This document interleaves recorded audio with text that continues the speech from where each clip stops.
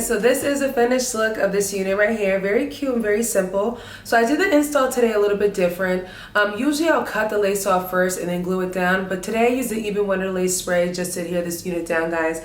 I kept it very simple. You guys can see that the lace is melted AF. So what I do is I sprayed it with the lace still attached to it, and then I cut the lace off after.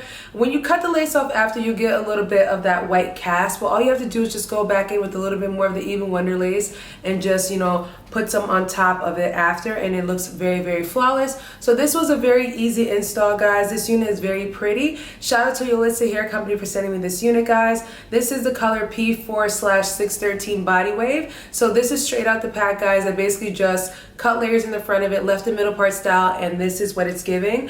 I feel like the hair looks very, very pretty, guys. It looks very full and nice.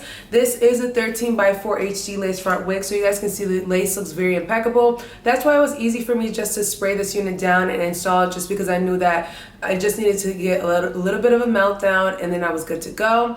This unit is 24 inches long, guys, and it's the medium cap size. So I believe the density on this one might be an average density, maybe from 150 to 180, even though 180 is almost at the thicker density side. But the unit is very full and pretty. You don't see any gaping in the back. I think that the color on this one is definitely very, very pretty. Like, this is definitely a piano 4613. So the base color is that nice kind of like brownish kind of color, guys. Number 4, it's like kind of like that rustic kind of brown color, like a light brown color. And then you guys will see the 613 peeking through in layers. And I love how the highlights start on this one, guys. The highlights come in different ways. It's not all just like these chunky pieces coming at the top. I love how it almost kind of balayages in, so you guys can see it kind of melts in and looks really pretty.